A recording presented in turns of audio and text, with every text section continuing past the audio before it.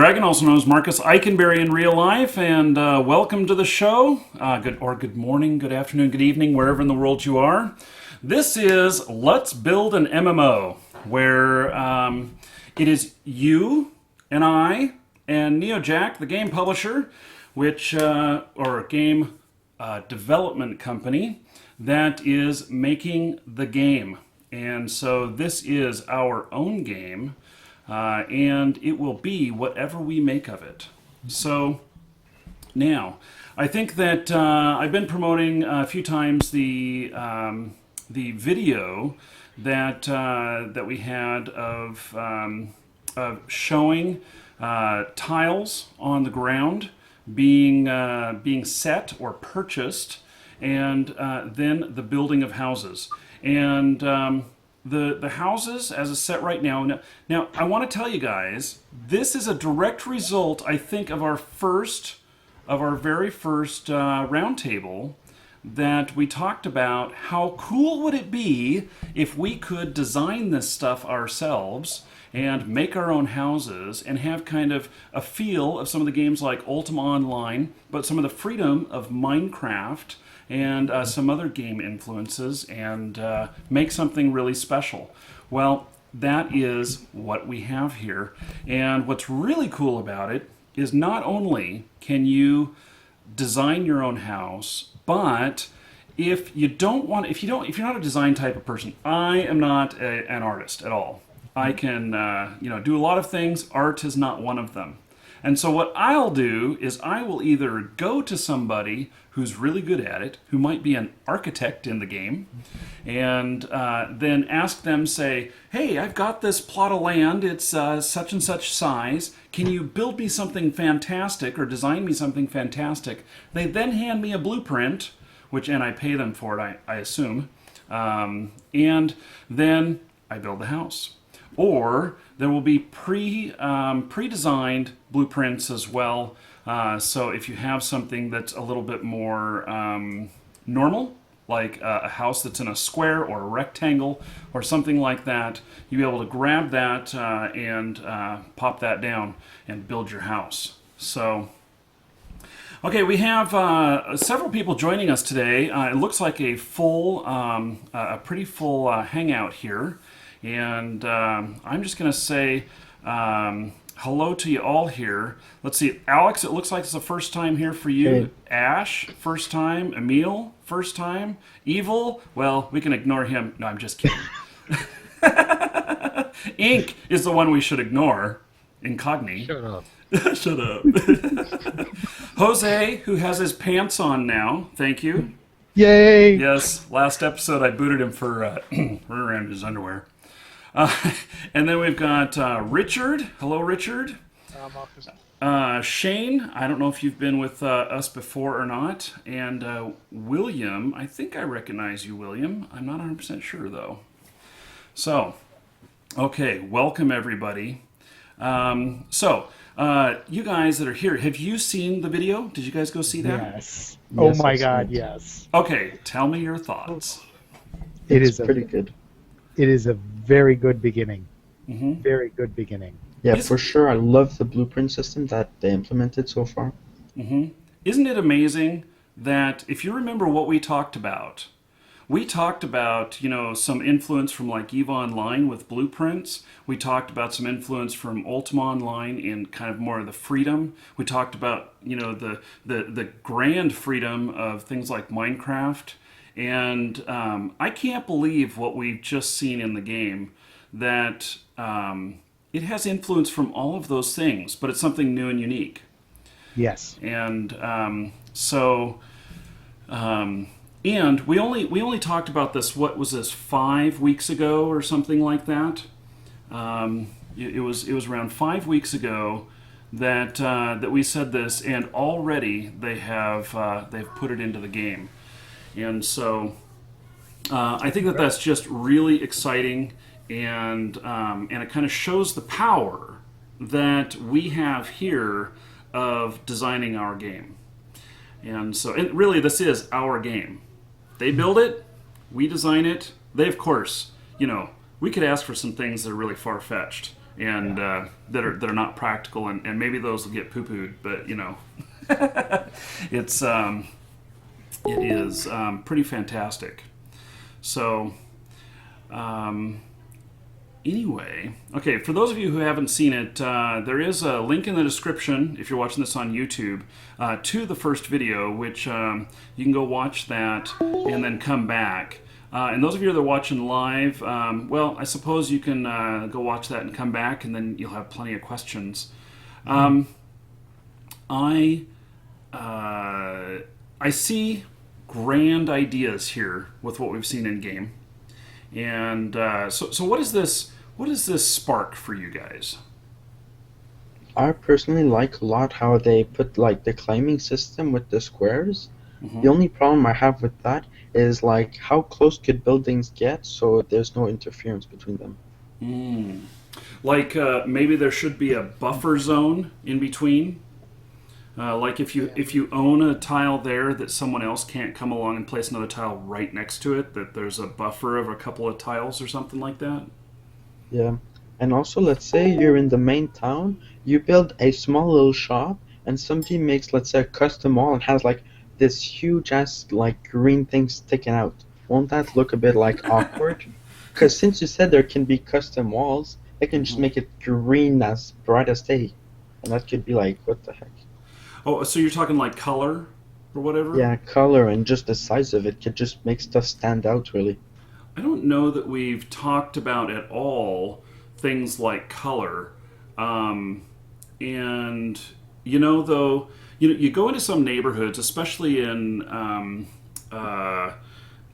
neighborhoods in the southern United States, there's a lot of neighborhoods that are very tropical and have like a lot of pastel colors, but they're bright and everything. And so you'll walk into a neighborhood and you'll see a pink house, you'll see a yellow house, you'll see a light blue house and stuff like that.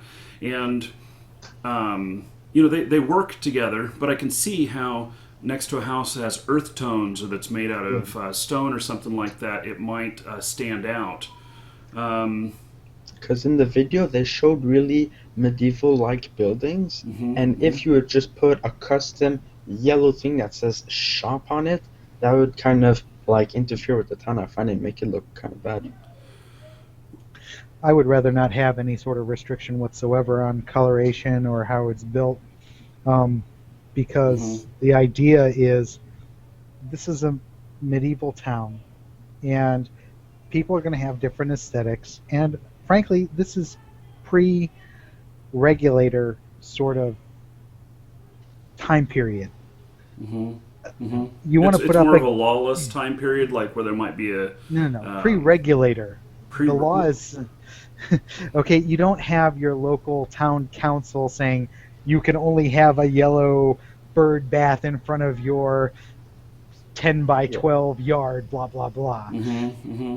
But isn't it good to force your neighbors to mow their lawn and to not put pink flamingos in the yard and well, that's why I want to live in the middle of nowhere and start my own town. I wonder if there could be that in towns there might be a little stricter restrictions, whereas in out on your own and everything that there's less restrictions or something like that. I don't know. That is a very doable game mechanic. For instance, for your blueprints, there's only certain available colors at a time, so that, or certain available styles, or maybe it could be limited by the materials available. Oh no, that's interesting. Maybe okay. So a couple of things here is that in the video the tiles that were used are just some basic things. For example, they're not. They may or may not be in the game at release. And now I like your idea though of maybe you can make it look different, and it's dependent on the resources. I think that it would not be aesthetically pleasing to see something that looks like Legoland. Or something like that. I think that would be hard on the eyes and not pleasing. and I don't want to play in something like that. There's a game, Link Realms, where they're set in kind of a medieval thing, but players can build their own houses, and they've got freaking traffic management cones that you can put on your houses and barricades and stuff. And I'm like, wait, these are two different, fantasies. Yeah. Well, there could be part of the blueprint is you can use different, like for instance, you're building a stone wall. It doesn't specify what sort of stone you're using. Have everything from marble, white marble, to granite, to I don't know, take your pick of usable building materials, sandstone. And then the materials will have a different color and a different texture, and you have a set limit because this is a very reasonable, like if you build something out of marble, white marble or yellow marble or any sort of marble you have available, it's going to have a different coloration and it's going to look different. But it's the same basic wall. This way you're not getting anything that's outrageous. What if player-run towns had their own governance, and maybe that was elected or otherwise, and that the players in that town could decide whether or not they wanted it to be free for all, or if they wanted to keep it in more rustic, or whatnot. And so then, people that want to live there, if the majority want pink flamingos in their yard, then they can have them. And if the majority want more rustic, then they can have that as well. Can I interject one Sure. little thing? Also, voice interactions. You know how there's these games, especially for like Xbox and stuff like that. But I think it's pretty much doable for the computers if you have a webcam or something, or even just like a talking mechanic where you say a line or something like that, and they would have it like a medieval sort of way. They say it like, "Hear ye" or something like that. Like you say, "Hi, how you doing?" And they would say, "How's doth doing?" or something like that. You know what I'm saying? If that would be interaction, like even if you see like with the pink flamingos on the yard, can you take those pink flamingos down or something? They say in medieval times sort of way. That would be a great way, especially and if they make their own like governance, like how you said, how are they going to interact? If they interact with the voice that you say, or even if they have like NPCs that have sort of like the way we're saying. You know what I'm saying? Like that would be a good addition. Well, at this point, we're mostly dealing with the technicals of the structure of the game and how structures are built, not necessarily the interaction. I'm sure we'll get to that eventually. Yeah. Okay, going on structure. Also, like with Minecraft, you could build something floating.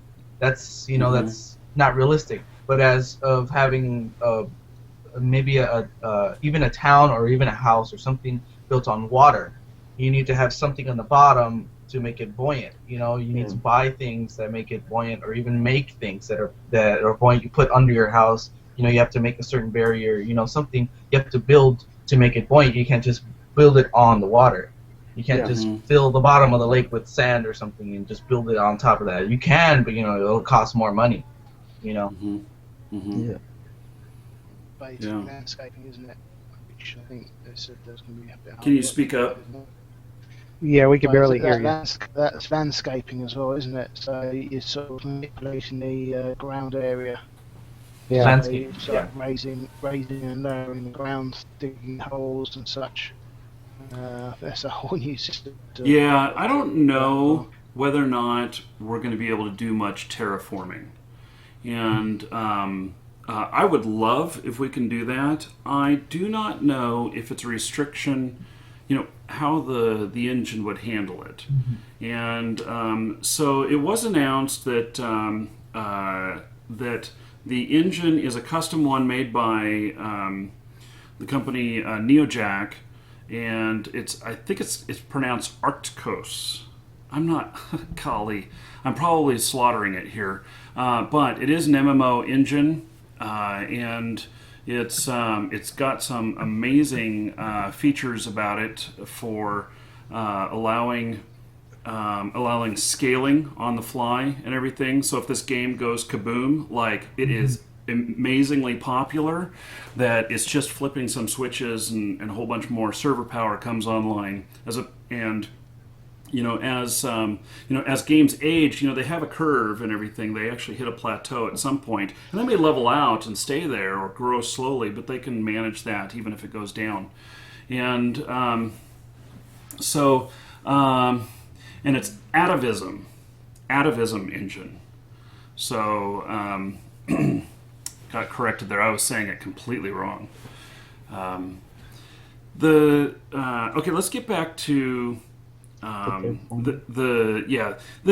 the focus of this really is two things here. One, building your house, and two, the management of the land tiles.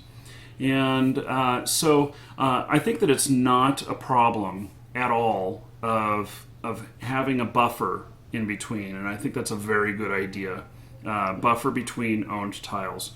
But let's talk about the tiles just a little bit. In that demo, you could see that they were along a road, and what if you buy just all the tiles just in a row right out there in the front, and they're in a row? You can't build a house in a row that's just one tile long thing going along. Yeah. But as the mechanics are right now, you could definitely just lay all those down. The tiles will all have a cost to them, and they get exponentially more expensive the more you have. And so, most people will be able to afford a modest house, but anybody who wants to build that grand castle better have some bucks behind it. So. Yeah, for sure, like that one strip like you're mentioning, that can cause a lot of problems, but you can't really put a restriction, because let's say somebody just wants to like do a house maybe that's like 10 wide by 100, just because that's how the build is settled. Like, that's where there's certain problems. Well, maybe there should be a minimum size restriction, saying if you want to build a house, you have to have X amount of space. Okay. But let's say the guy wants to build a barn. Barns are normally a square. They may be, let's say, 20 feet by 80 feet. Well, right. So you might buy 20 squares by 80 squares. Well, you can have a restriction on saying if you buy 6 deep, you have to buy 4 wide. You can't have, say, 20 and only 2 wide. So there's a limit on the squareness. Yes, you can buy a rectangle, but you can't just buy a strip of land. You have to start buying both ways as you go. Well, what about though? So the tiles can be farming, they can be residential, they can be commercial. These aren't probably medieval terms. Commercial is probably not a medieval term, but or for shops, something like that. And what if? Let's just talk about farm. And so we've got some trees around, and obviously you may not be able to claim a tile that's right on a tree. But, if you can grow one crop per tile or whatever, then it may be very logical that you could buy just a strip of tiles and, because maybe they're just not available any other way. Or whatnot. It could grow, and also with buying that one tile, if you buy a one tile that's a tree or a palm tree or something, and that palm tree grows, it's gonna grow in tiles. It should grow. I mean, it should grow maybe from that one tile to build 4 on that. When it's older and when it's big and it goes as apex, it's gonna get to maybe 20 tiles. If that's including the shading. If it's just the base and the roots, maybe just about like 10 or so, Or maybe have its growth stunted because it doesn't have any room to grow. That if there's no resources near, like a river or something, or you don't water it or something. You have one strip wide and 20 strips long, and you're planting some sort of plant that would fit in that space, it will grow just fine. But if you're trying to plant something that's going to grow bigger than that space, it will suddenly not grow to the full amount. I mean, that way there's a logical restriction on what you put in that space. But Mm-hmm. if we're talking about building, it should have like a minimum area, and that area should be defined by some sort of logical rules. Like So the 20, a the logical rule would be that you should be able to have two walls, one on each side, and be able to at least walk through it, meaning like basically, a yes, hallway. yeah, Mm-hmm. But something even like that then, would make sense. like I, it I, could still be 3 wide and then just a long strip. People would probably find ways around it. That's my worry. Mm-hmm. Like in the well, main Three town, wide somebody just should be claims minimum. one whole street, and then that whole street is just cancelled.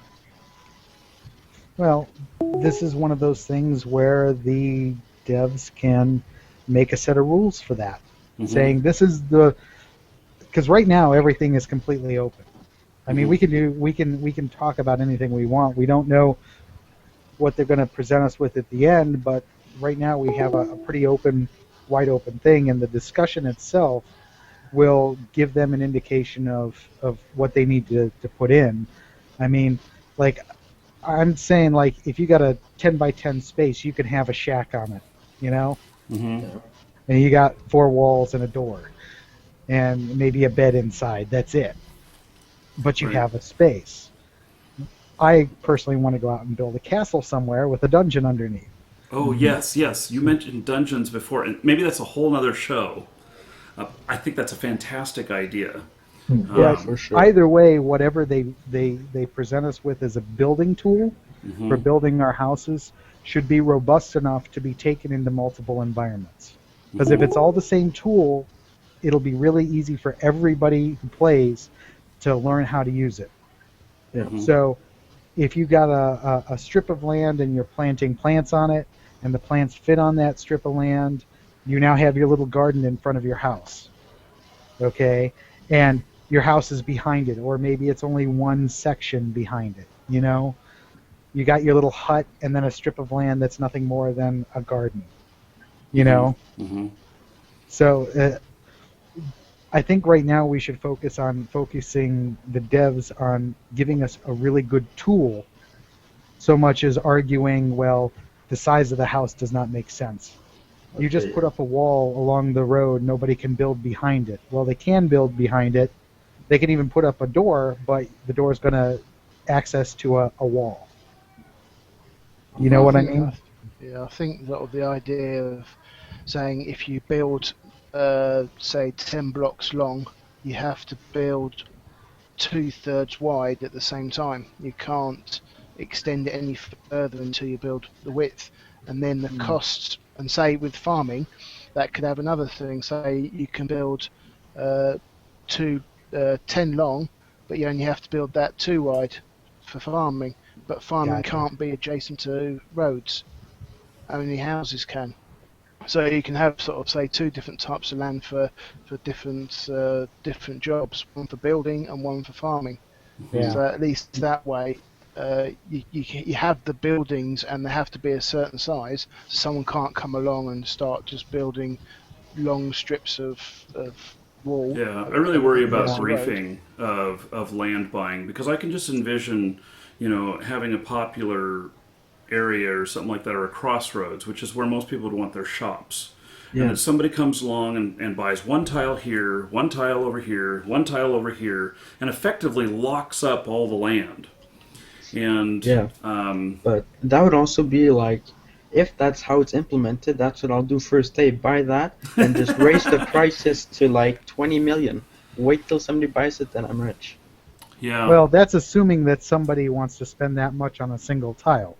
Yeah, but Mhm. if it's the crossroad to the main town, or even let's say within a few hundred blocks or whatever, it's still like a big flow area. So But yet again, you're assuming that somebody will be willing yes, to pay you for the land. I think what's going to happen is that there will be a cost to the land because there's going to be Yeah. there's going to be either some sort of tax or some sort of whatever, because there has to be a method for when Self-limiting. money sink in the game, even if it's game currency or whatever that you're paying, that there has to be some sort of sink in there to reduce the amount of currency in the game, but also to have a cost for things that take up resources.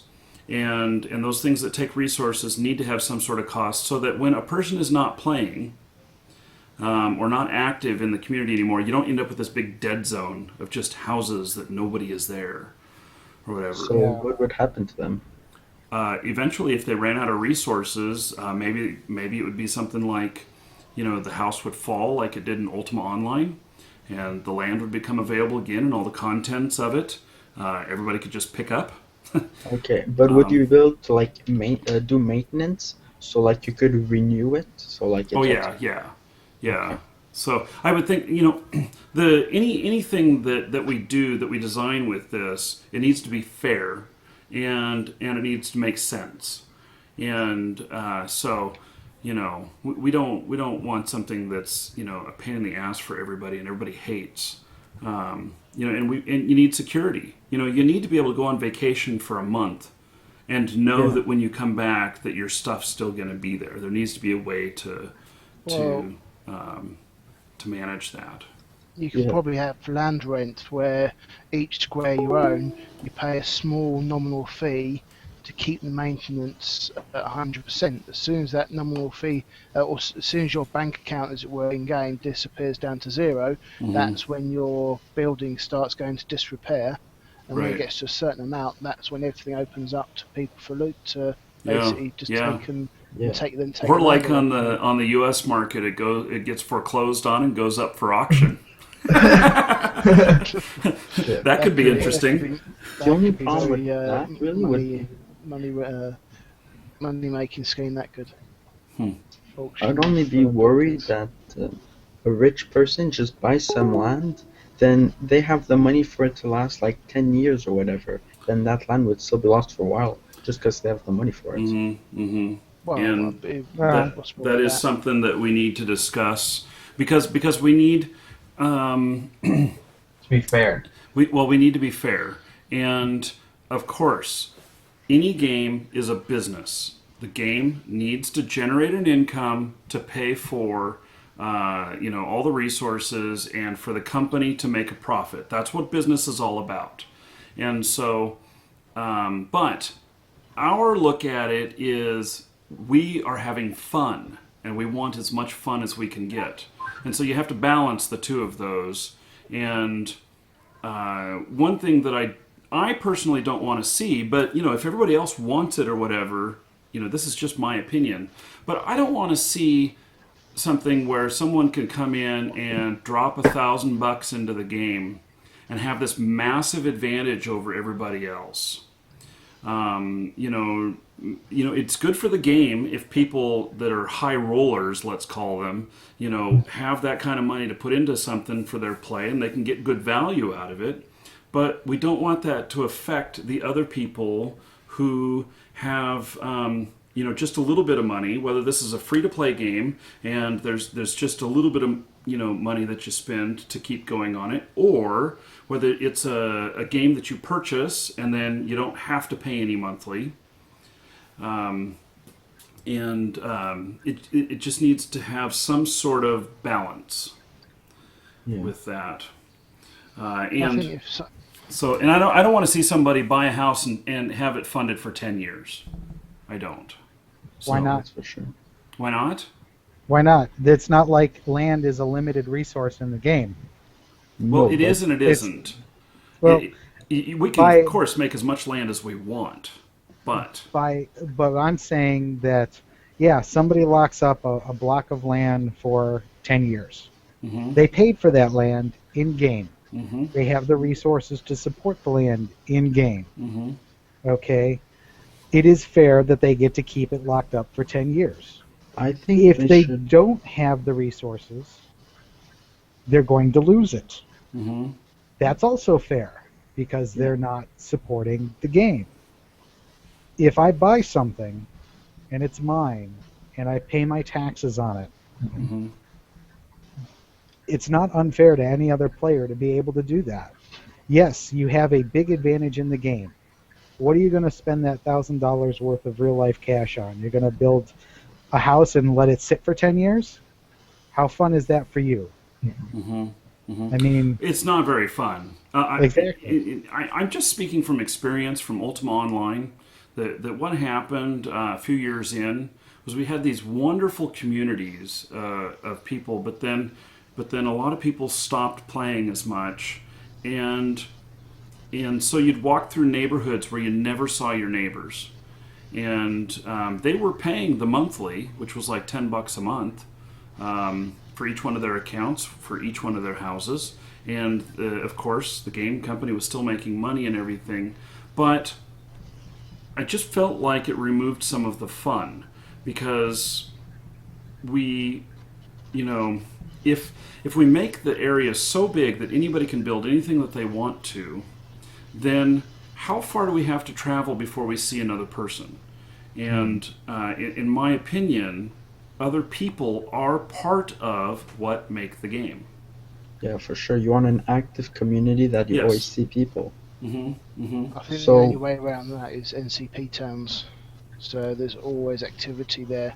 There's always people moving around. There's always But an trade. NPC, an NPC is an NPC. I want humans. Yeah, exactly.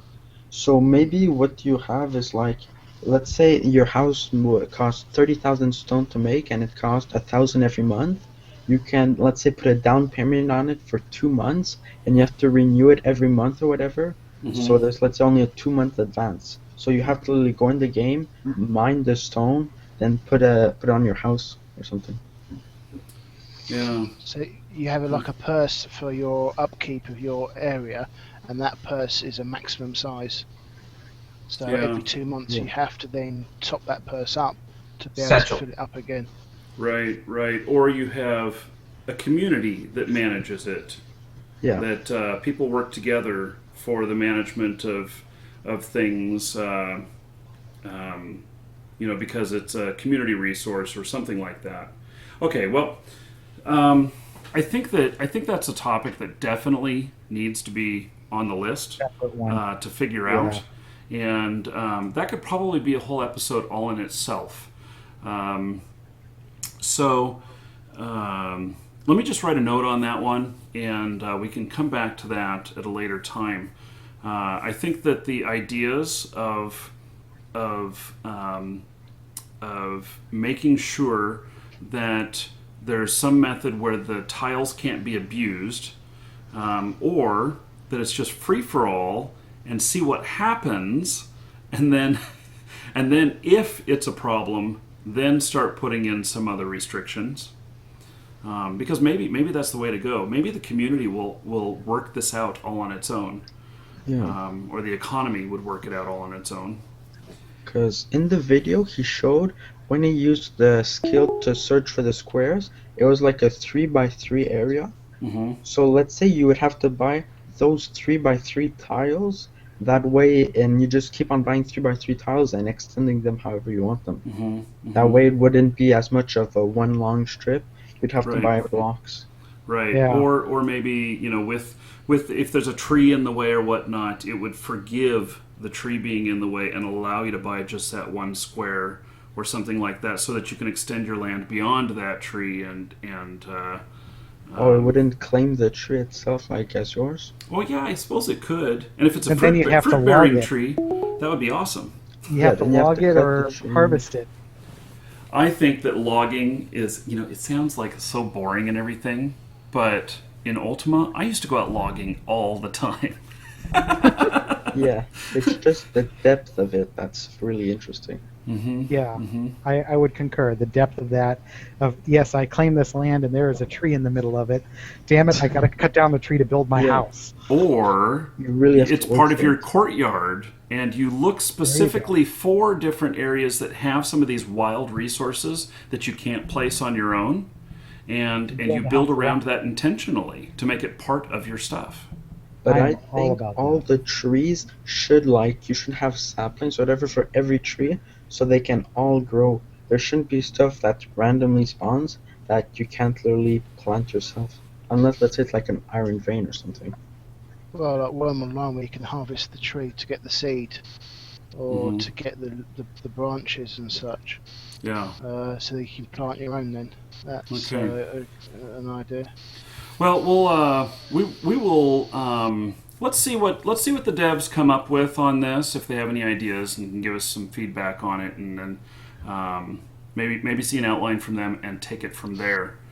As far as building houses, so we could see that each tile was able to do a section of the house, and then the insides of it was able to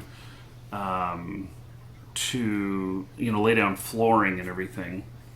How should we be required to come up with the resources to build our house? In my opinion, Yes. yes.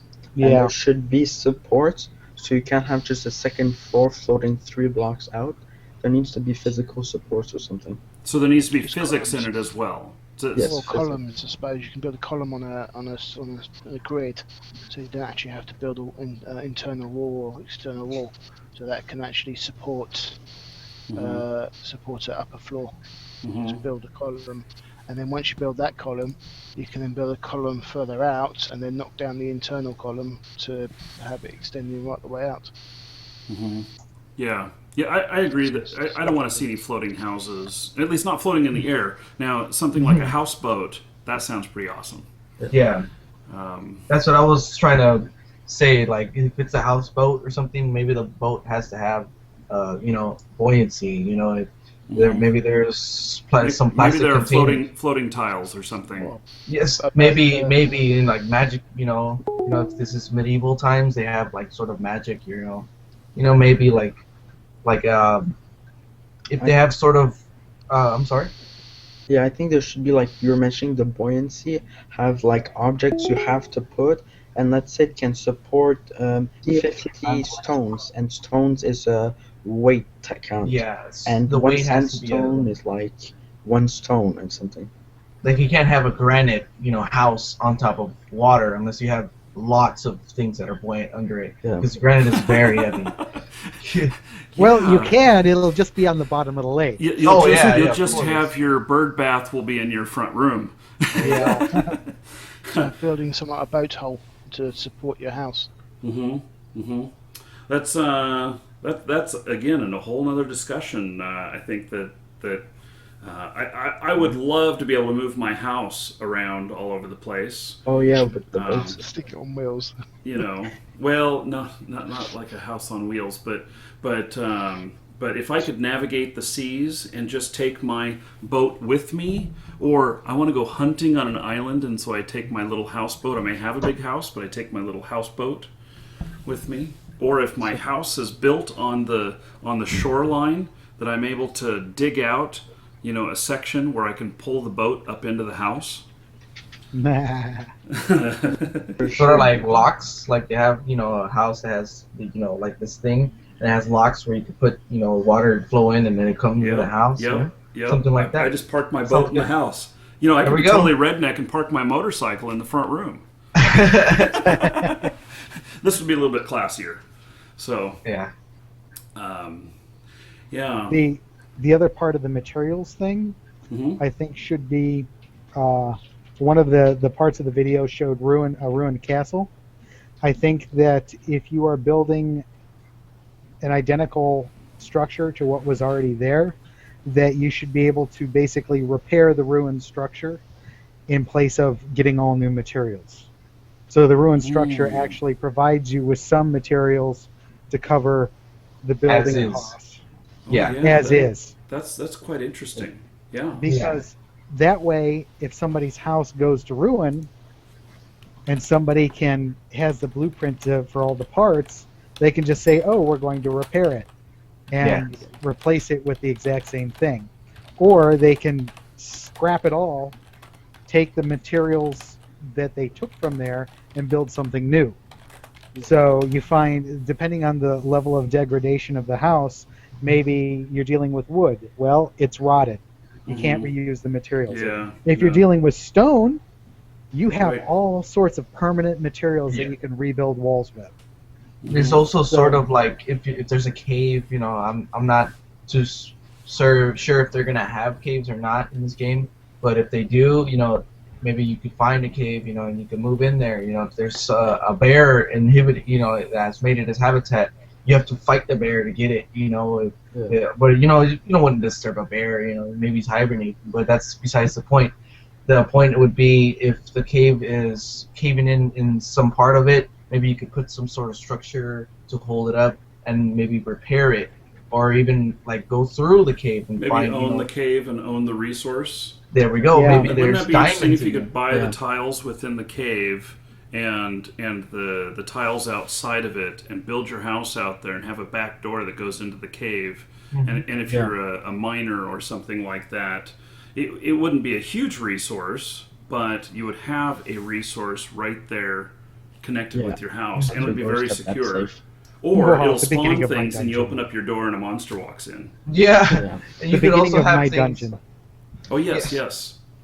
And Yes. there's also things like if they could have multiple resources in that one cave, like that would be a very not a high traffic or anything, but like people would want a cave because it could have groundwater certain meters down, or it could have even diamonds like in Minecraft. It could have certain things that are very very expensive to make or even buy, but you have it as a resource, and you could not market it, but you could maybe even use it to make things and then market it. Not the actual diamonds itself. Maybe diamonds would be an exception to that. You could sell diamonds on its own. They would have to either be refined or even shaped in a sort of way, or you have to have a special machine to make it a certain way and then sell it. Because you can't sell diamond ore, just by itself, or maybe you can, but you won't get as much money. Yeah. Much I money. think anything that we can pick up and hold should be sellable to another player. Instantly. And, No need Have a for rock. yeah. Yeah. Here, I want to sell you some horse dung. So, Well, that could be used for various things. Oh yeah. oh yeah, we can build a fire. Except you should be able to like build a physical mine, I think. Like just have a tunnel and have your own mine, so you wouldn't need to necessarily beside a cave. Mhm. And someone was mentioning in the group chat that let's say if you build your house, you could save it as a blueprint. That way you wouldn't have to like rebuild it. Let's say if it would get destroyed or whatever. Mm-hmm. Yeah, I think that that they told me that blueprints would be saved and the originals would be able to replicate them. Okay. So I can't say that for sure, but I think that's what we talked about. Let's talk about height of buildings. Now, as you can see, he was able to build the roof on the house. And now it could be a roof that maybe you build a stairway up to it and you're able to just, hang out on your roof. How tall should we be able to build houses? Really, Three it's just stories probably doesn't look too bad. yeah, like pretty high. As long as let's say you couldn't build it, let's say higher than 20, maybe 10 wall high or something. Like Wow, that's Not really a- high. So if, don't- if one wall section is a story, Yeah, is you in have like your multiple houses stories. here. Let's say you have like you basically build your own condo. You have it 10 up high, and it could just be a big shop. Like it could just be a bunch of rooms that you sell out. Because people want it close to the main town, because that's where there's a lot of people. That's where you want interaction. So you could just build it high up and have a lot more people. Going on that, also you have to have restrictions, because also if you have, let's say like a lakeside view or whatever, or even a beach side or shore side or whatever, you have to have houses that look the same. You can't have like a skyscraper, in the middle of, like these condos. Yeah. This isn't like Why not? this isn't like a new Yeah, like a new actually, age. okay. Now, I agree with that in some respects, but also it's my land. I want to do whatever the hell I want to do Yeah. with it. I think the height restriction should be based on the materials you use. Oh, For instance, materials you use and cost. Yeah. So if a tile, let's say that, and I'm just throwing things out here. Let's say it costs 1,000 gold pieces a month for the taxes on a tile. But and I don't know what the currency system is going to be. Whether it should be one or it should be whatever. But at a 2-story, it costs 2,000 a Okay, month, so it's or like a at second tier. 3-story, it costs 4,000 per month. And at 4-story, it would cost like 8,000 per month. Something that's like a Richter scale. It's exponential. Nah, I disagree. You're paying just for the land. What's on it is a completely separate issue. Yeah, that's true. I mean, But you're adding a level of complexity that has no valid meaning in my Not opinion. unless you're like you have a hotel or something, you make a hotel and other people stay there. That's different. You could charge, and also you have to be more like not like a landlord, but more you have to make repairs, or you have to make you have to upkeep the upkeep of the of certain floors or whatever may be Well, more than then what. that should be a separate cost from the land tax issue. What, yeah, what, the what land about should cost. instead of making it tax issue, what if we make it a skill issue? That I'm not it's really skill sure. based, I meaning think that you are either working with somebody who's providing you the skill, like an architect or something like that, Mm-hmm. or you yourself possess the skills. And so, say Yeah. you possess the skills. Everybody possesses the skills to make a small house like the one we saw, at 0 level. Yeah, But basic carpentry. right, but if you wanted a house that's double that size, maybe you need 10 points of skill Yeah, in there. that's And if interesting. you want to go a second floor, maybe you need um, 25 or something like that. a higher level. And Yeah. I and think such. maybe the height should be, let's say, 10 levels higher, but just the size of it, not really. Because if you know how to make one wall, you can just copy that sideways. Yeah. Maybe the stories, yes. And on the land issue from before, yes, you would pay maybe for that 1 square, but not for the height. You might just have to pay more, let's say, in stone every month to keep the upkeep ready. Well, I think yet the again, upkeep on the land itself should be just for the tile itself. But as you build higher, the cost of building that next level increases because you're basically strengthening the level below or 2 levels below to be able to support that next level. or you have to So, say replace you're building everything on the 5 lower floor- levels to Yeah, a higher to a strength. better, yeah. So if you've got wood, you can build 2. If you've got mud, you can only build 1 level. But if you've got stone, you can start building higher and higher. But once you build the 3rd level, the cost of that is maybe 3 times the cost that it cost you to build the 1st level, because you're then you're building the walls of the 1st level wider to be able to support the weight of the higher levels. So by the time you get to 10th level, it's costing you like 2 months worth of farming just to be able to build that level. Yeah, it should cost more in like resources going up. I don't think there should be any cost of gold involved though, unless you pay somebody who builds walls. that's a very reasonable solution to that. Yeah. Or maybe you can have blueprints that have different levels of structural support. Say, Yeah, I build my first level of wall with no intention of building a second level, but instead of building a wall that will only support the roof, I build a wall that will support 10 stories. So my upfront cost is It's higher. very big, yeah. But you Okay, have that also- ability for later. but And you also have with the the- ability yeah. for later. And also with the cost, if you do pay someone to help you maybe create something or even rebuild something or whatever, it depends on what. Maybe it could depend on your skill level as well. Like, maybe if you have a high level, you won't have to pay as much, and if you have a low level, you have to pay more because you don't know how to build certain things. Because you could repair things on your own, and you could do either or. You could repair and help the guy that's helping you. You could both work congruently. Maybe making. I just thought of something really funny. You know how people talk about my computer case is taller than your computer case, and it's like this competition type thing. I can totally see it. My house is taller than your house, and people, this rush to build as high as you can, But either almost in like a phallic symbol type thing, you know. It, You it had to sounds go really there. crazy, but I can totally see it. You had I to go say there, didn't I you? did. exponential- I did. exponentially in building materials as you have in sort of building buying land parcels as everything else.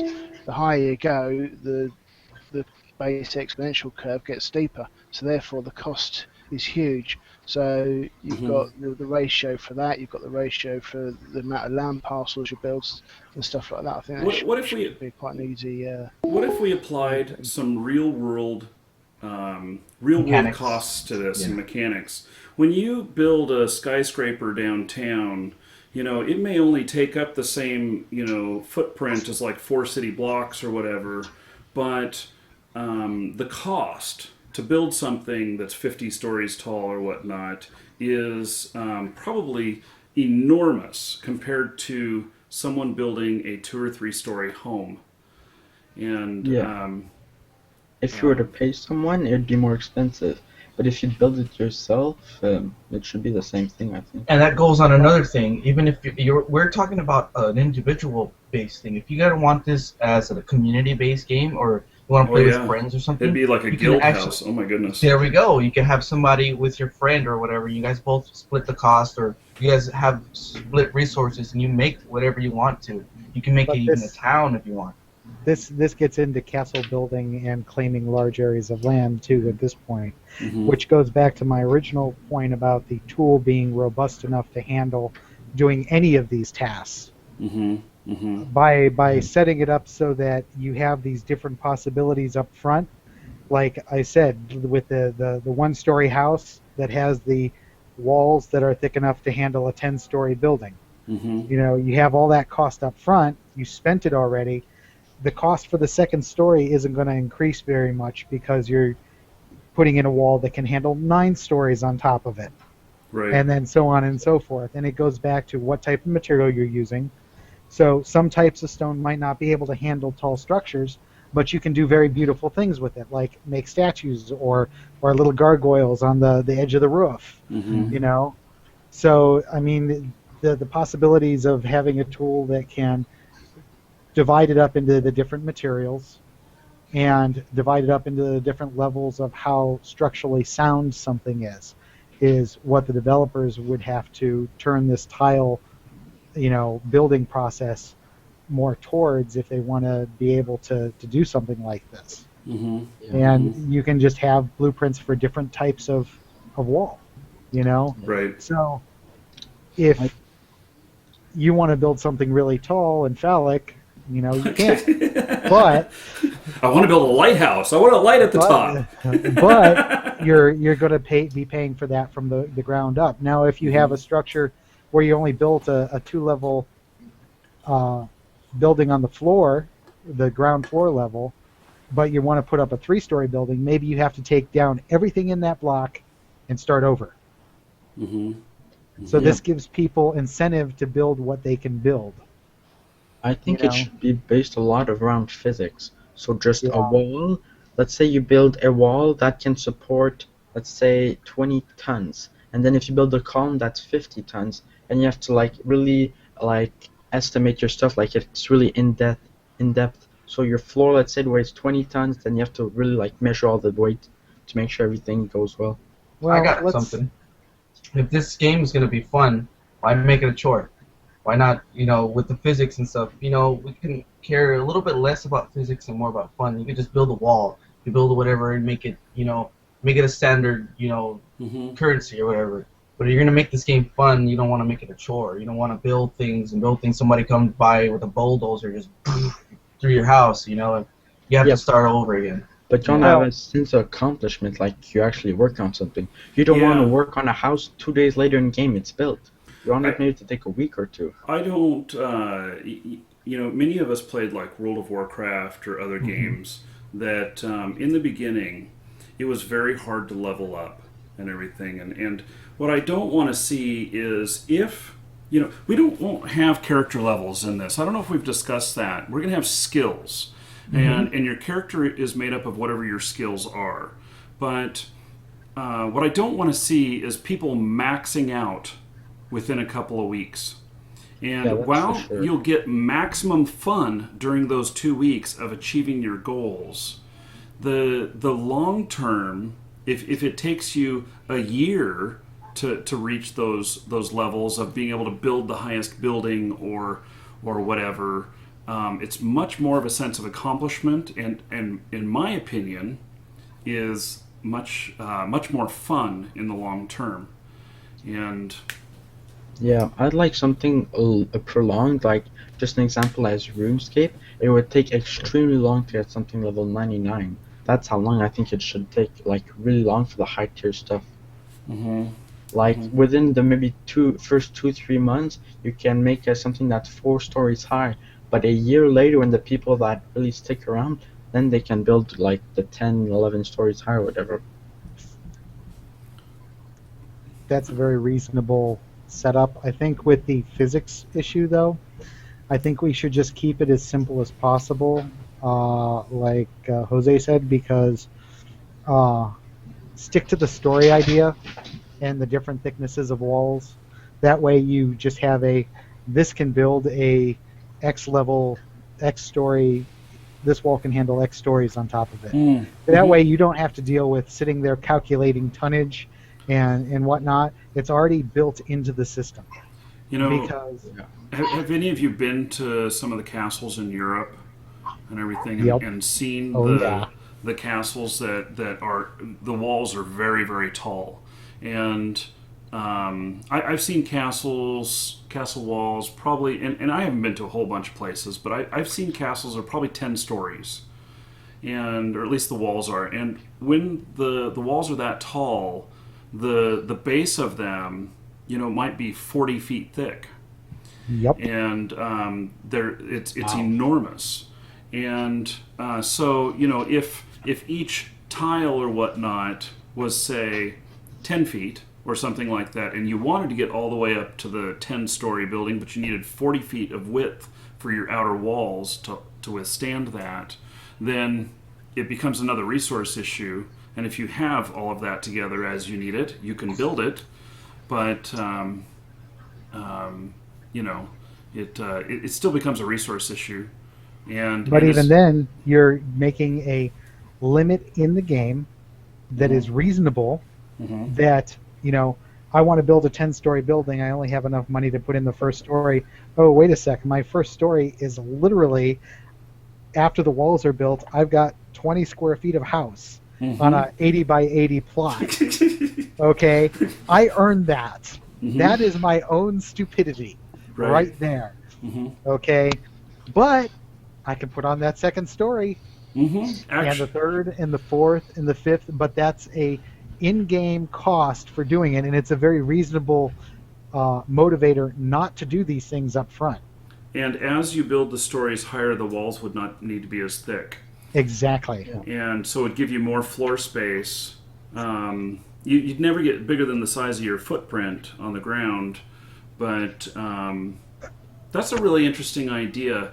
And in fact, if we can knock down our houses or knock down a wall and build a new wall, then if I can afford, something that's really big, because I can envision this in the end that I want a 10-story tower or whatnot. And so I buy enough land right up at the beginning to do that.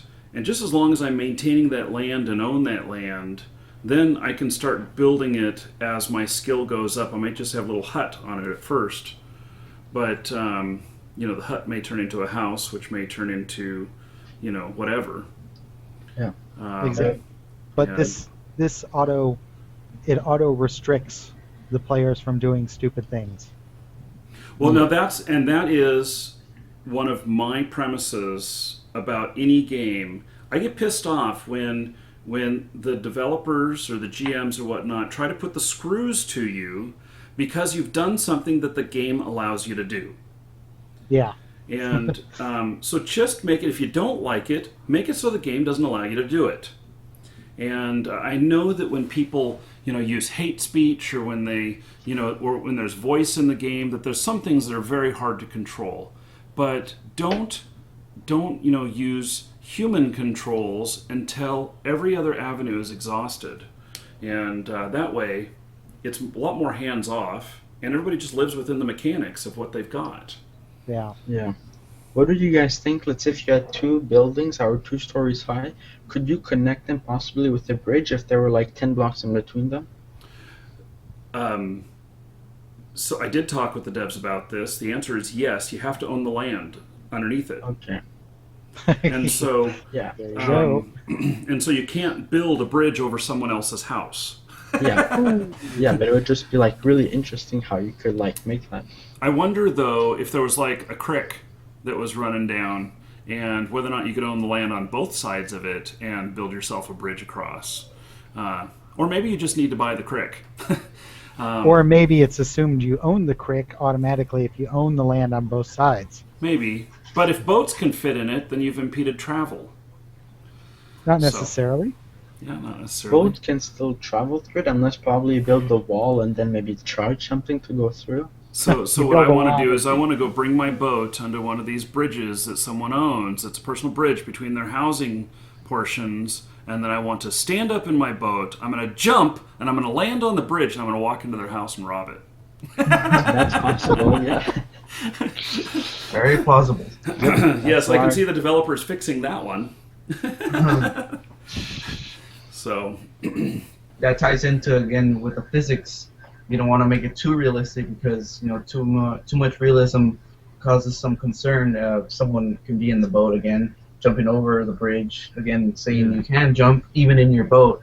You can't just do that and run into someone's house. yeah. And then they own your boat because it's on their land. I like the Yep. idea of tolls, but at the same Yeah, time, I don't like the idea of thinking about a creek or a river or whatnot that is all built up on both sides and there's bridges everywhere and you can't enjoy Yeah, it. that's a problem. So, You have to have a certain amount of certain objects, certain barriers that you or can have on the certain land. space in between that like there can only be a bridge once every 30 tiles, and if you're happen to own the land that's within 30 tiles of another one, then you can Can't. build it, Sorry. or you can't. Yeah. Yeah. So, so what else? Okay, so this has really turned into a topic of housing, and of like building and stuff. What else is important that we have not touched on yet?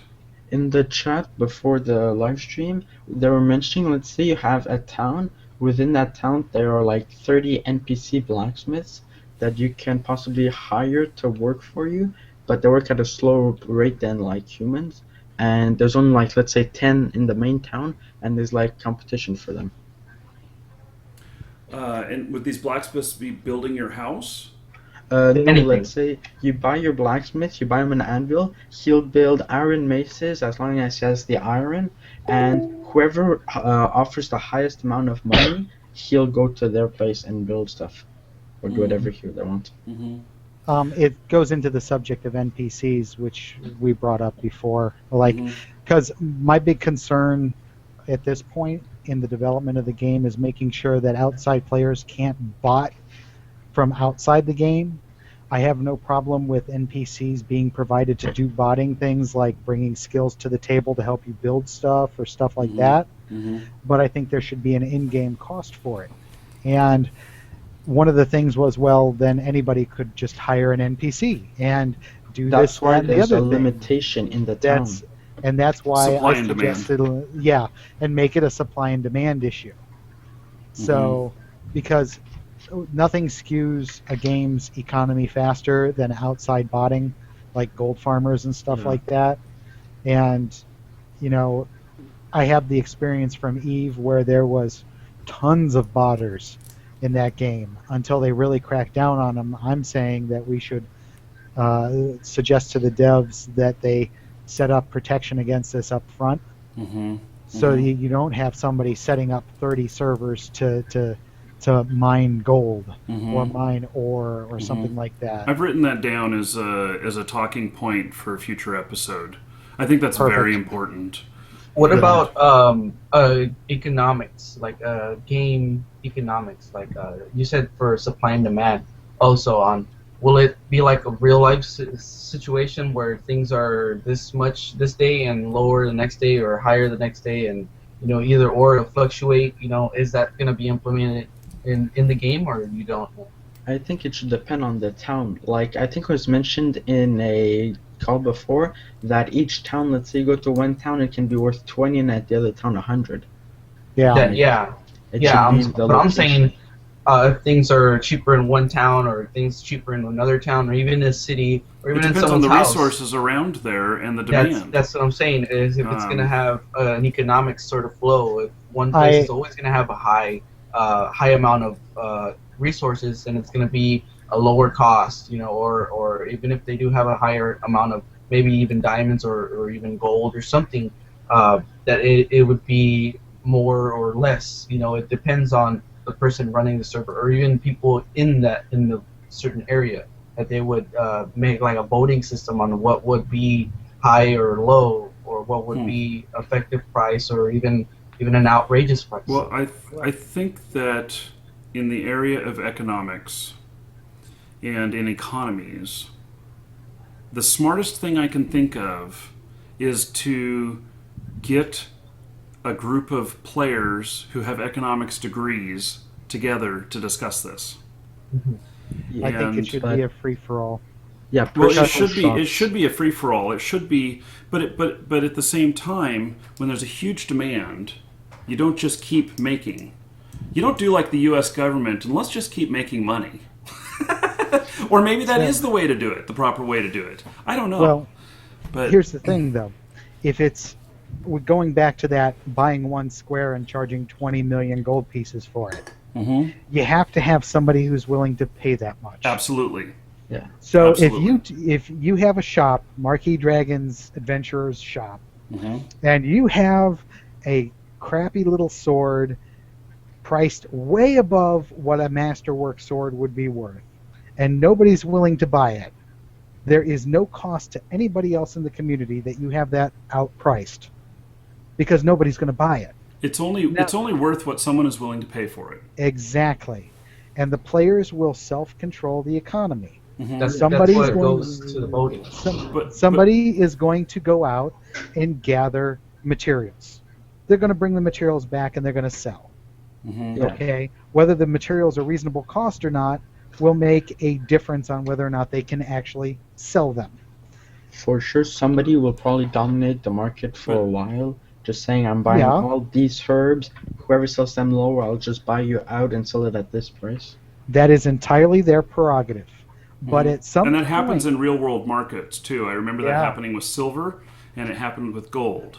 And and the price of silver, I remember, I don't know when it was 80s or 90s, it was just one group that bought up huge amounts of it, and they caused it to go up 4 times in value, and then they sold all of it. Yep.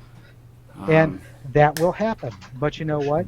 If you're in an open game world where anybody can go out and if you Find it. really, really need that herb, you can go out, gather it, use it in your own production of magic or potions or whatever, and not even worry about the market. But okay, At so that- so what I'm talking about though is how do you regulate the normalcy of that?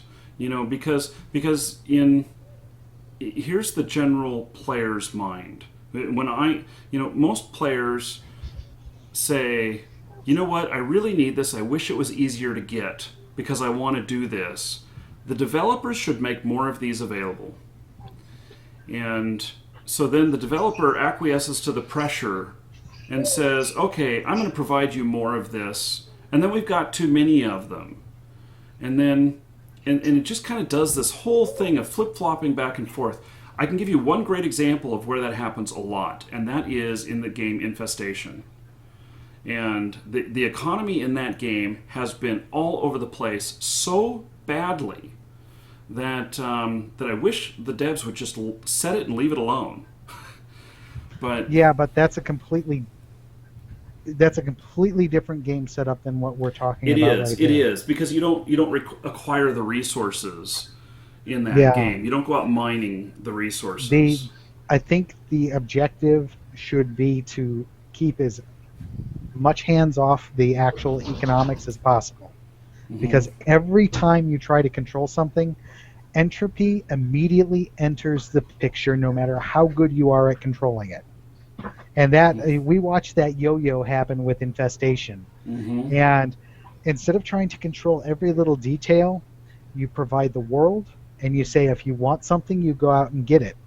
There will be people who will do nothing but go out and gather herbs, and their skill with herbology will be through the roof, and they'll be able to find this stuff really easy. Mm-hmm. There will be people who will make potions and hire NPCs to go out and gather the herbs for them.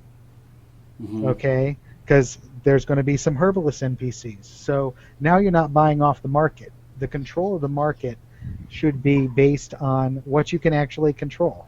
Mm-hmm. If Okay. you have a bunch of money and you buy up all the pine wood available for building houses, somebody's going to go to another town and transport some in, or go out and chop down a pine tree and make their own. Mm-hmm. Your control is not absolute. You do not have, no matter how much of a monopoly you have, unless the delves give you that monopoly, give you the power to monopolize that, you have no real control over that item. Okay? You get where I'm coming from with that? I do. Yeah. I guess part of what my concerns are is I'm scared of hyperinflation in the game, and I don't know how to control it. And You don't. Well, but non-control, I've seen where nothing is done as well, and that can have bad results as well. So it's a matter of how do you set it up the first time, right at the beginning, and then then have hands off. But how do you set it up right at the beginning and then run with it? And that also goes up with the resources. Again, if you have, let's say, the forest or something, you can't just go all up in the forest and take all the forest. Even if you did have unlimited resources, which would be impossible, you can't go up in the forest and take all the trees, because it should have a restriction to where you can only take a certain amount of trees. Not to say that there's a limited amount of trees in the world, but just saying if everyone takes from trees, there won't be any trees to take from. That's what I'm saying. What I'm saying if And then wood becomes a very high commodity. yes, There is automatically 2 restrictions on that already. First, your ability to harvest the trees is your first restriction. The second restriction is there may be a monster in that forest that will kill you. there we go. Okay? Oh, and maybe if So- it becomes a lot more valuable, the monsters are just a lot bigger. Possibly. Or, and this goes back to something I put up on the forums, if everybody has an alignment and you go into a forest and you start cutting down all the trees, there might be, let's say, a very neutral dryad or druid there that says, no, you're It's my not going to trees. cut down, these are my trees. You Yep. do not get to cut down this grove. Right. So, while there may be unlimited resources in the game, how you acquire them and where they're acquired from will have a factor on this. It will be self-limiting. Because another suggestion I put into the game was not just having like zones where there are environmental dangers, but having random environmental dangers roaming the entire area. So you have a roaming horde of orcs that decide to go raiding a village. Sort Okay. of like a Skyrim where the giants walk around. You can't really mess with the giants because they will mess you up. Yeah, but the idea is this is not, the reason I say put as few controls on as possible is because you want the players to form their own organizational patterns. Mm-hmm. Every decision you make to control something will be negated by somebody else making a decision to do something separate. So instead of worrying about controlling, worry about setting up a mechanic where it's self-limiting. Yeah. And through that, the economics of the game will develop on their own. Have, like at the very beginning, the setup, well, we have some NPCs, we can guess their rate of production at this, we can figure out the price they're going to charge for an item is somewhere around this. Mm-hmm. Well, those NPCs get hired to do other things. Well, the price of this item goes up because Yeah. there's not as many NPCs gathering the item. Because they are a resource at the They same time. are a resource, Mhm. exactly. You know, Now, go ahead. no, go ahead. I was just thinking about some of the interesting things that have happened with scarcity and with players being inventive and coming up with their own solutions for lack of something. I remember Habbo Hotel had where people started using furniture as currency because they didn't have enough currency to reach the levels that of the value of things, and so some types of furniture were hard to make or hard to acquire, and so they started using those furniture items as currency as well. And something innovative like that could happen with our game, just by the fact that it's not being so controlled. Yeah. But the point is, you want people to become emotionally attached to this on every level. That's what keeps people in the game. Eve is a good example of this because they have basically a free-for-all market, and every move they've made with NPC items has been to put it into the player's hands and see what happens. And yes, sometimes prices skyrocket for a while, but eventually they go back down because everybody's trying to make their money. I think Eve's system of economics and handling all this is just beyond excellent, and they also have an economist on staff, so who has helped They know what to they're set talking this about. up. Yeah. And that is something that maybe this game developer might want to think about, even if they're on a contract basis, or maybe even giving CCP a call and asking for some input. I mean, it's an independent game, just like Eve. Eve was an independently built game, and you're doing something similar, completely different genre. I mean, maybe they'll be friendly, maybe they won't. I don't know. But the idea is anything that happens with Eve economics, the players never see it. They never see it. Well, with the exception of the latest like moon mineral change, but most of the big tweaking they do is completely behind the scenes. And the same thing should apply to something like this. If the developers are going to tweak something, we should never know it was tweaked. Interesting. There's limited resources for gathering materials. In other words, you can only hire so many NPCs, or you have only certain rate of production. At the beginning, things will be very barren. Eventually, you'll figure out ways to gather more materials, or hire people, or hire monsters, or hire, make a deal with the devil sort of thing. Right. So, well, there'll be other people who may have skills in those areas that are needed to control all of these things. Yeah. Exactly. So, no matter how much money you spend on the game, there will be limits to how much you can control any object in the game, or any market in the game. What about for people as well? Like, if they have a high skill on a certain thing, wouldn't you be able to also maybe hire them if they want to also? Well, I would think that primarily the stuff in here is about working with other real people and not necessarily NPCs. And if real people can provide everything that is needed and wanted in a certain area, you don't need any NPCs for that. Well, then the NPCs get put out of business and they move to a different town. Because they don't just disappear. They don't die. Well, they might die. My NPC herbalist was out gathering herbs, and a bunch of orcs ate them for lunch. I mean, that's a possibility that you could throw into the game as a mechanic. But yet again, notice I'm not saying that they should control it. This is a random possibility. Yeah. Okay. Well, I think we've gone way off the topic of housing. But it affects housing. It does. Yeah. It does. And I think it's all very important it's the resources required to build our houses. And I'm not sure. I wrote down some line items here that we can discuss further to try and tackle all of this.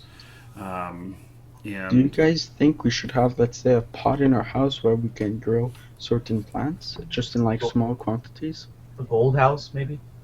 Maybe. well, I know that we'll be able to have farm land, and I know that we're going to be able to grow some sort of crops, and you may have a little garden out back. Um, having a potted plant in the house, I don't see why not. So you could make like a small farm that's in your basement if it wasn't being used. Yeah. Do you need grow lights with that? Oh. Mirrors, fumes. Mirrors, maybe. Light sticks. Light sticks and some fans to vent. Electricity. Anyway, That Yeah. canopy's growing then. yeah. I was just envisioning a marijuana grow. Oh, yay. So You was know. that. So I actually have seen one in real life, and it was legal though. Interesting It was medical marijuana. They had hundreds of plants. That's what they all say. Yeah. Yeah. Well, it was in a commercial building, and That's what they all say. yeah. So. Well, anyway, never mind. That's way off topic. But maybe there will be some sort of plants. When we're talking about resources, maybe there will be some sort of plants. Not necessarily talking about drugs, but just some sort of plants that are very hard to find. But that somebody who's got a really high, horticulture skill or whatever it is for plants that they may be able to set up things to Marcus, grow them in pots or something. A hemp house. Hemp house, yeah. A house made out of hemp. Okay. Do you guys think Digress. like minerals should they just be found in mines and will they be renewable? Like will they respawn after a certain amount of days or whatever? Oh, I That's hope always- not. Yeah. I hope not. You So hope that stuff won't respawn. I hope that things that don't make sense for respawning do not respawn. For instance, if you have a mine and there's a sliver of gold going through that mine and you mine it out, it should be done. No more gold in that mine. However, there may be iron ore in that mine as well, and you can mine that out. All of a sudden, you have a very large cavern that you can put a dungeon in.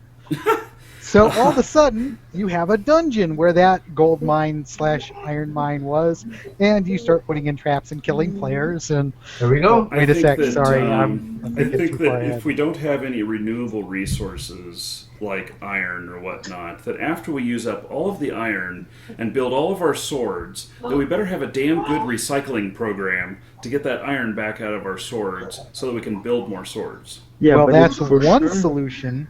you that's wouldn't want one- iron to respawn though, because then that just make bots for sure, because they'd go back that automatic cave or whatever. Yeah. Yeah. So The- you might now- want to move to another location or something. Something like forests or herbs or something like that would naturally regrow in the similar area. I got no problem with respawning. Make it over Yeah. an extended period of time, but something like iron ore, you should actually have to go out and hunt for more iron ore. Okay, I'm sure they can install enough iron ore in the game to satisfy the economy, but it shouldn't just be like in Eve where you go back to the exact same, mineral field or belt and respawn the exact same rock you mined yesterday. Yeah. Yeah, so geology skills. Geology skills plays a role in Yeah, this, that's and then also takes and changes what you can build with in the local area. So if I find some white marble and I mine all the white marble and all that's left is granite, the next person either has to go get it from another town or put it up with granite instead of white marble. It gives a differing value to the product that you have locally. And let's say But if what you happens wanna when it's work all with- gone? What happens when we've used all of the marble in all of the world? Uh, uh, that is a problem for the developers to solve. what should happen? I think it's a problem think for us to solve because we're the ones designing the game. I think Right, you can yeah. mine lower levels, so you've got sort of unlimited amount of levels you can start mining down to get more resources.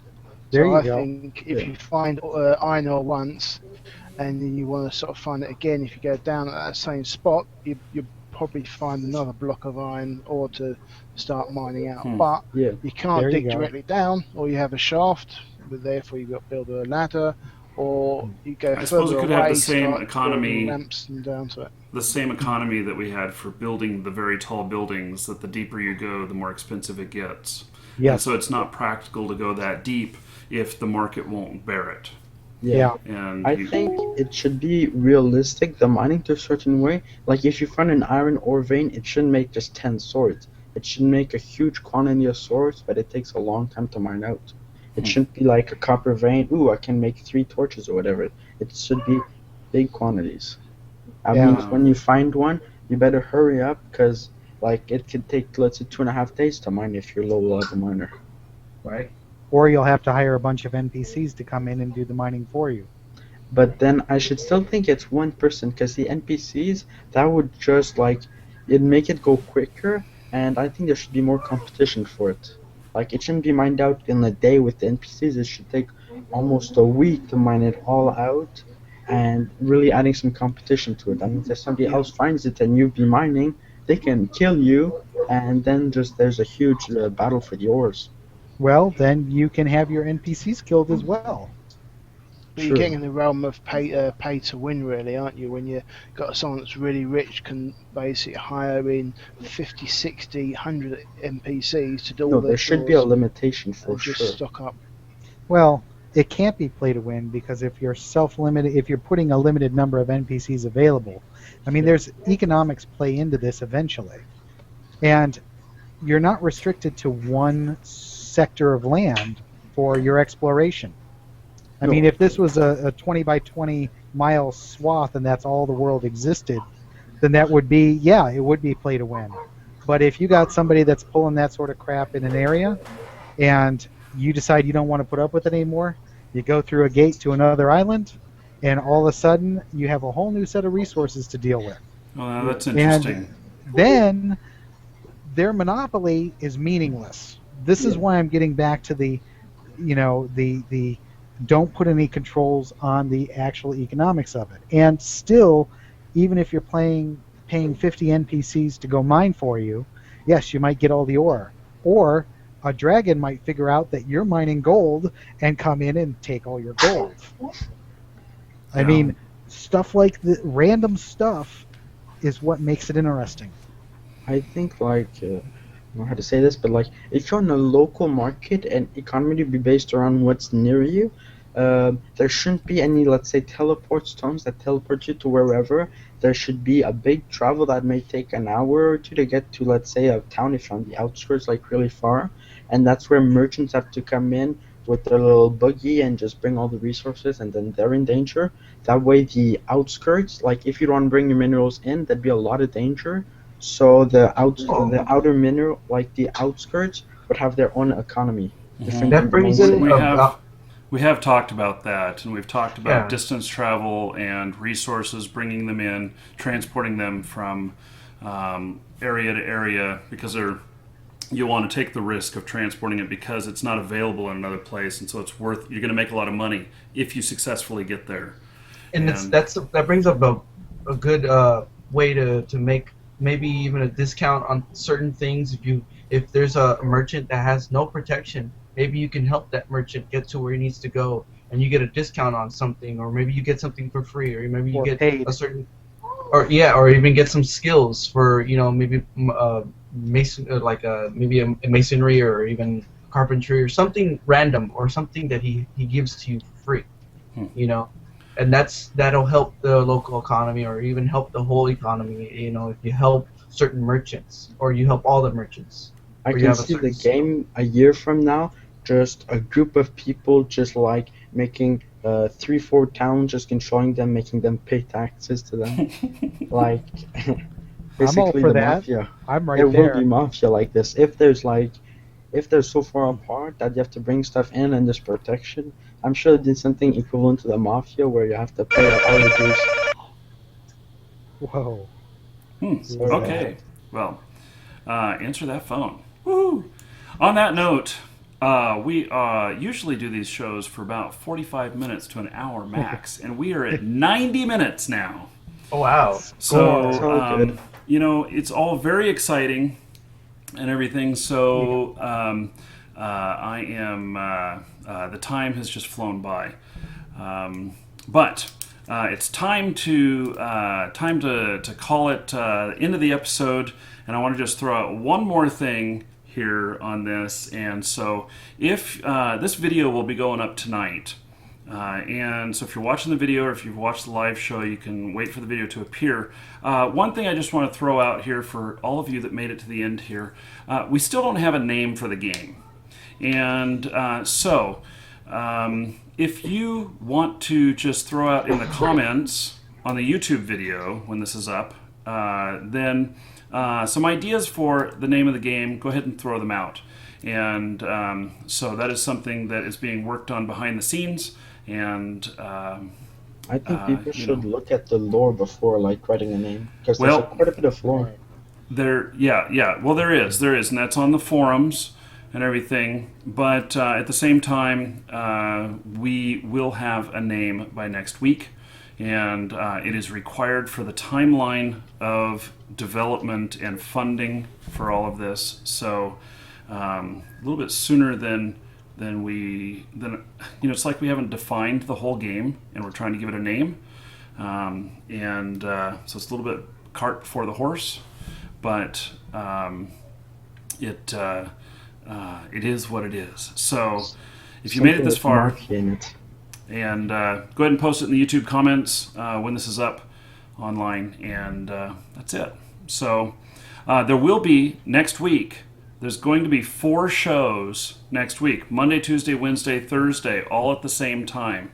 And so we're going to have a lot to talk about. We have some more big announcements that are coming up. I didn't even touch on everything.